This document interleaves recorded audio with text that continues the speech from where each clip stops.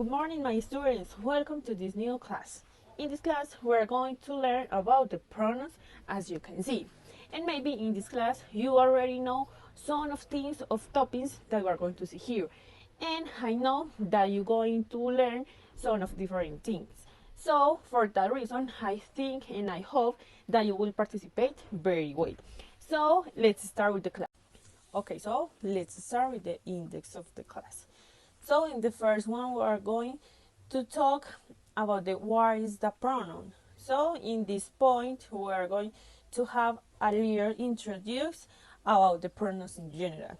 The second one, we are going to learn about the subject pronouns. The third one, we are going to learn the object pronouns. The fourth, we are going to see possessive pronouns. And the last one, we are going to learn about the relative pronouns. So let's start with this class with what is a pronoun. Okay, as we know, nouns are very common in English. For example, in a sentence, we can refer to several nouns. We can find a lot of nouns in a sentence, but we not always we can use the same word to refer to the noun. So that's why the pronouns exist. Not to repeat many times the noun, but to use other words, other short words to replace them, to replace the noun, and to be avoid to repeating. And we find four types of pronouns. We're going to start with the first pronouns that I know that you already know what is that, and it's a subject pronouns. And what is a subject pronouns? Is the main actor of the sentence. Is the principal person that performs the action in the sentence. That do the action in the sentence is the person that is the subject pronouns. And generally we found at the beginning of the sentence. For example, you are my best friend, she's a doctor, he's a pilot, here is my house, we have 2 dogs, you are swimming in the pool, and they are siblings. So as you can see, so we are going to see what are the subject pronouns. So I, to refer to my person, to me. I, he, is about the male person. Is a man, is a boy, is a male person. She is talking about a female person. For example, woman. For example, a girl is a female person. It he used it to refer to an object. For example, a chair is principal object, places, etc. We use it to talking about persons, a group of persons, including me. Okay, and they is talking about other persons, but not with me, other persons. And you is talking about in plural or singular person, but not me. For example, you, one person, but not me. For example, you and the other group of persons, but not me. And in this exercise, we are going to replace, for example, a noun. In the first one, we are going to replace Maria. With which one of the subject pronouns we are going to replace Maria? Okay, in this part of the exercises, I'm going to do 2 exercises. This that we did before, for example, Maria ran, replacing with the subject pronouns, and all of these sentence replaced with the subject. And after that, we are going to do a play in a word wall that I'm going to show you here. That is always after the explanation of the topic. Okay, my students. So we already finished with the activities. So let's start with the third step of this class, and we are going to learn about the object pronouns. So in this point, I need that you pay attention in this moment because it's very important. So what is the project pronouns? Okay, the object pronouns, as I said before, all the pronouns replace a noun, but in this point, in this moment, with the function as an object, is obviously in order to avoid repetition. And this is the difference between between object and subject. That object is the person who received the action sent by the subject. Okay, for example, as we see before, the subject sent the action, and for example in this, the object received the action. So we are going to see some examples. Can you help me? For example, what is the subject of this word? Can you help me? For example, who receives the action? What is the action? Help. And who receives the action? Me, because you are going to help me. For example, in the second one, I can see you. Who is the subject? I, because the action is see. Who can see? I. Who can I see? I can see to you. So who received the action? You. Okay, so in this part we can see what is the respect object of the subject. For example, with the subject I, we can use the object pronouns me. For example, you is the same, the object pronoun is you. But for example, he, we use as a subject he, but the object we use him. With she, we use the object pronoun her, the subject pronoun it, we use it is equal. And for example, with the subject pronouns we use us. With the subject pronouns you, we use you.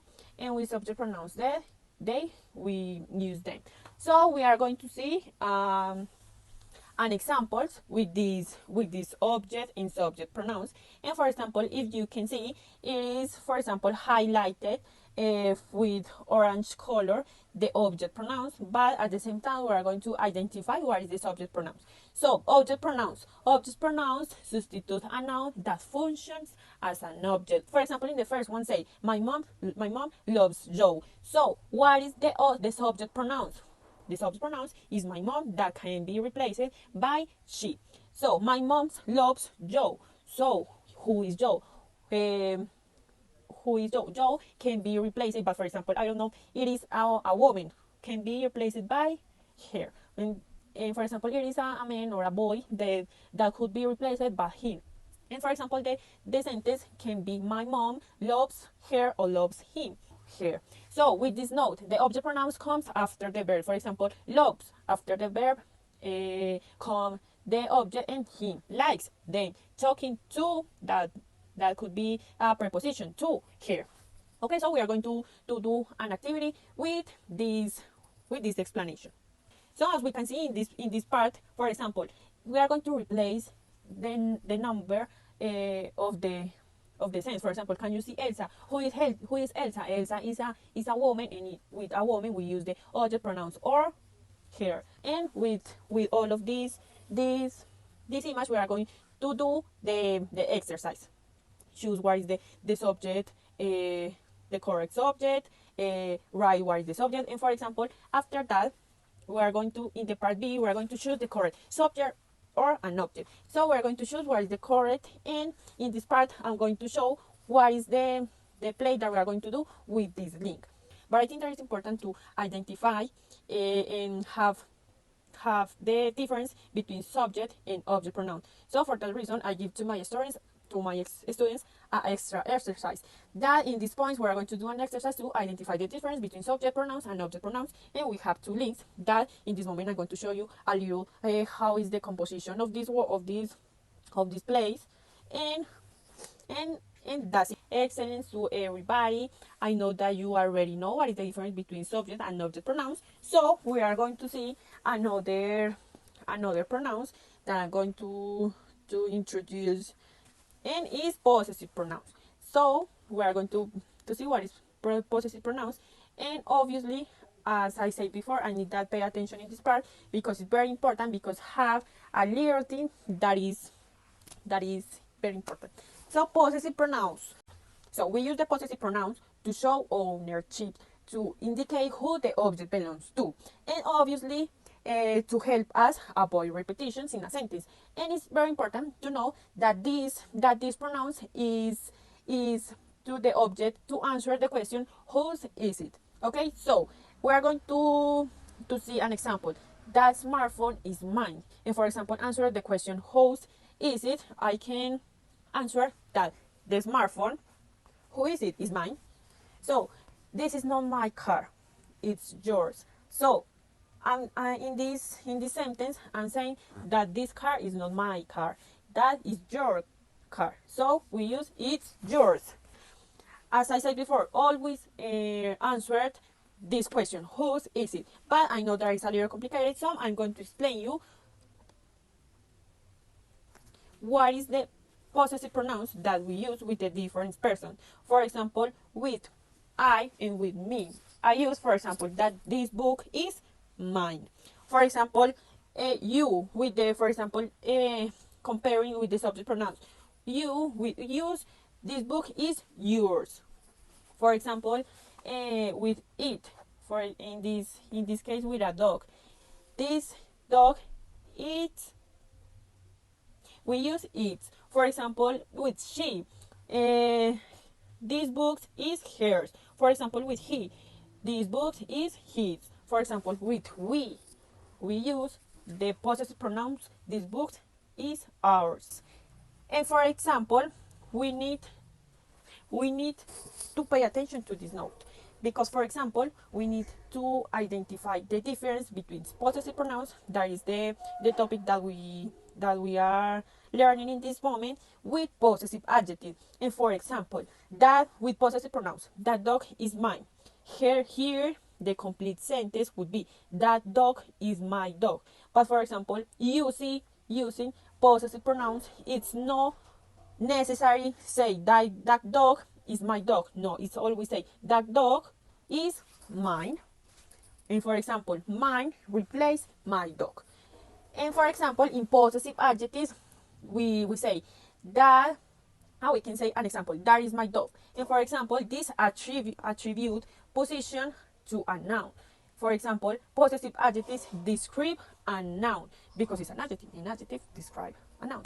If I use the possessive pronouns, we use, for example, mine and no more. Mine that, for example, replace my smartphone. So we are going to see an exercise using, for example, this box that is a comparative between subject and subject pronouns and possessive pronouns. For example, I have a bicycle. This bicycle is mine. You have a bicycle. The bicycle is yours. He has a bicycle, and etc. So we are going to do, and in this moment, I'm going to show you what is the play that we are going to do in a link. It's important to say to the students that possessive pronouns are things very different to possessive adjectives, but it's important that they difference between possessive pronouns and possessive adjectives. An extra exercise that is an exercise to identify the difference between possessive pronouns and possessive adjectives. So after that, we are going to start with relative pronouns. So relative pronouns are pronouns that is used when we want to add important information about the subject or object of the sentence. So if, for example, I am talking about anything, because that could be about anything that I want to say. For example, I am talking about a person, about Camila. So Camila is a person who likes to be employed. So I need to add very important information. But it's important to know that we have many words that depends of the thing, of the person that I'm talking about. So the relative pronouns generally precede immediately after the noun to which they refer. For example, in these examples, I am a person. I am a person, it's a noun. After the noun, we use the relative pronouns who, teach, English. And for example, we have the relative pronouns that are who, where, which, that, whose, when, what, etc. because we have a lot of more. And for example, as we can see, some relative pronouns can be used with person, with things, and some of the relative pronouns can be used with both, with person and with things. And we're going to see a little examples, and after that I'm going to show you how is the use that we have with the each one of the relative pronouns. If I'm talking about one thing, I use the corresponding relative pronouns. For example, in this one, I am a person who teach English. Why I use who? Because who use it for a person. So I am a person, important information, who teach English. For example, the second one, I live in an apartment which has 2 bedrooms and 1 bathroom. It's important information. And I use that word which. And why I use which? Because which is used with an object, etc. After that, we are going to see the difference post-relative pronouns. So who refers to a person, the noun, pronoun, subject, which does the action. For example, as I said before, I am a person who teach English. Whose, used to show possession of something or someone. Possession of something or someone. We need to analyze that part. That used in a defining clause that refers to a person, animal, or thing. For example, which used in a non-definition clause that refers to a personal, animal, or thing.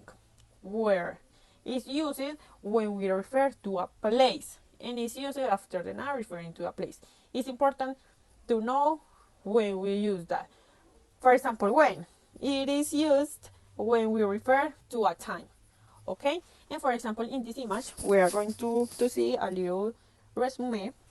For example, who is used to refer the person, which to an animal, objects, or idea. Who, whose is about the possession, that is the noun mentioned previously, that is used with people, animals, and objects. Where is used with the place, and when is used with the time. So we already know when we use that each relative pronouns. Obviously depends of the context. So we're going to do this exercise that at the beginning of the image we found a little explanation about the each relative pronouns. So we are going to do the exercise according to this explanation. That I know that is more difficult for the students. For example, learning in just one class. But for example, depends of the explanation that I give them. They are going to do a little exercise and no more. And that was my class. I think that was colorful, interesting, with different activities, not always with a lot of explanation by the teacher, no, with different digital activities. That is important. It is a virtual class, and always with an exercise that we do in a class, and that they do by themselves, for example in their cell phones, but obviously in the same of the class. And more, I think that is a good class. And see you in the next video.